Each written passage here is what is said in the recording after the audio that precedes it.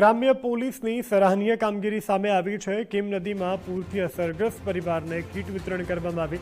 ધારાસભ્ય મુકેશ પટેલની ઉપસ્થિતિમાં આ કીટ વિતરણ કરવામાં આવી, જેમાં ખાંડ, તેલ, મીઠું, લોટ, મસાલા સહિતની વસ્તુઓ આપવામાં આવી। પોલીસ દ્વારા 2000 જેટલી કીટોનું વિતરણ કરવામાં આવ્યું।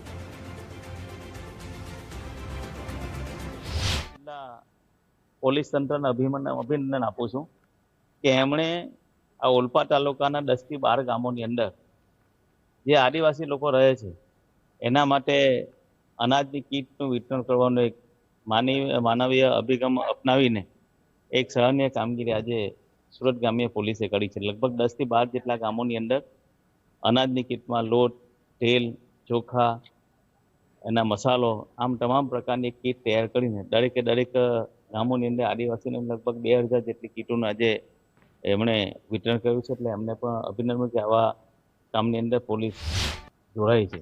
આજરોજ અમારા રેન્જના વડા શ્રી પ્રેમવીરસિંહ સાહેબ, જિલ્લાના એસપી શ્રી ગઢિયા સાહેબ છે, એમની સૂચના અને માર્ગદર્શન અંતર્ગત આજે ઓલપાડ તાલુકાના અને કીમ જે વિસ્તાર છે એના જે નદી કાંઠાના જે ગામડાઓ છે જે ડુબાણમાં ગયેલા હતા અને ત્યાં પાણીથી લોકો અસરગ્રસ્ત થયેલા હતા, તે લોકોને ઓલપાડના ધારાસભ્ય શ્રી મુકેશ પટેલ સાહેબને સાથે રાખી અને પોલીસ દ્વારા તમામ જે લોકો અસરગ્રસ્ત છે એમને કીટ વિતરણ કરવામાં આવેલું। એમાં લોટ છે, ખાંડ છે, તેલ છે, મીઠું મરચું છે, ઘર વપરીને જે કંઈ એમને ગ્રોસરીની જે જરૂરિયાત હતી એ પોલીસ દ્વારા પ્રોવાઈડ કરવામાં આવેલી છે।